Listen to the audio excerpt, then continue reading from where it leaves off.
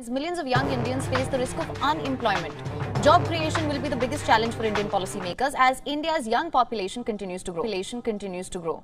India has already overtaken China as the most populous country, and about 53% of India is now below the age of 30.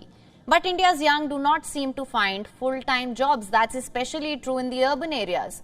Urban unemployment is at 6.8%, was at 6.8% in the January to March quarter.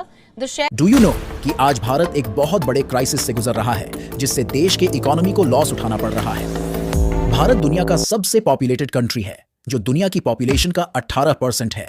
वहीं भारत में 50% population 25 साल से lower as के लोग हैं and 65% लोग 35 के as से बिलो है। किसी भी देश के लिए अनएम्प्लॉयमेंट एक अभिशाप है क्योंकि इससे इकोनॉमी को सीधा इंपैक्ट पड़ता है।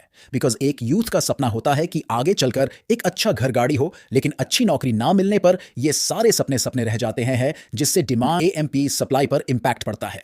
भारत का एजुकेशन सिस्टम दुनिया का लार्जेस्ट सिस्टम है, लेकिन आज देश का अधिकतर यूथ अनएम्प्लॉयड है। आखिर ये ऐसा हो क्यों रहा है? चलिए समझते हैं इसके पीछे की वजह क्या है और क्या स्टेप्स लेने चाहिए हमें। यूथ्स या स्टूडेंट का अनएम्प्लॉयड रहना एजुकेशन सिस्टम पर तो सवाल उठता ही है, लेकिन ये हाफ ट्रूथ है। हमें स्कूल स्टार्ट होने से पहले ही यही बताया जाता है कि जितना अच्छा नंबर लाओगे उतनी अच्छी नौकरी लगेगी और उतना अच्छा पैसा मिलेगा, लेकिन कभी इस पर जोर नहीं दिया गया। स्कूल और घर पर की सिर्फ नंबर्स अच्छे लाने से काम नहीं चलेगा, बल्कि आपको प्रैक्टिकल नॉलेज भी गेन करनी चाहिए। भारत में बढ़ती पॉपुलेशन के साथ कंपटीशन और बढ़ता जा रहा है। अमेरिका में जहां 15 बच्चों पर एक टीचर है, वहीं भारत में 26 बच्चों पर एक टीचर है। कोटा, प्रयागराज, मुखर्जी नगर में बच्चा रह रहकर किताबों का रट्टा लगवाया जा रहा है। इससे सिर्फ कामयाबी न मिल पाने पर स्टूडेंट सुइसाइड जैसे अटेम्प्ट्स करने को मजबूर हो जाते हैं।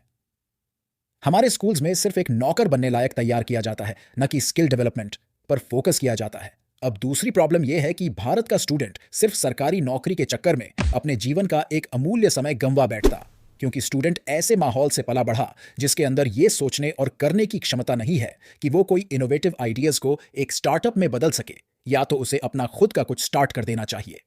अमेरिका के 33 करोड़ का अनएम्प्लॉयमेंट रेट्स 3% समथिंग है, वहीं भारत के 140 करोड़ के पॉपुलेशन से अनएम्प्लॉयमेंट रेट्स 3% के करीब है।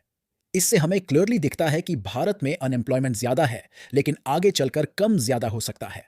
अमेरिका जैसे डेवलप्ड देशों में स्किल बेस्ड एजुकेशन को फॉलो किया जाता है। अमेरिका एजुकेशन पर अपने जीडीपी का 6% हिस्सा स्पेंड करता है, वहीं भारत सिर्फ 3% स्पेंड करता है। अब चलिए समझते हैं कि इसके क्या सॉल्यूशंस हो सकते हैं। देश में अनएम्प्लॉयमेंट की प्रॉब्लम, इसके सॉल्यूशंस हो सकते हैं कि देश के मैन्युफैक्चरिंग सेक्टर को मजबूत करना होगा। देश का मैन्युफैक्चरिंग सेक्टर 31% इंडियन जीडीपी में कंट्रीब्यूट करता है, जो कि इसे डेवलप्ड करने की जरूरत है।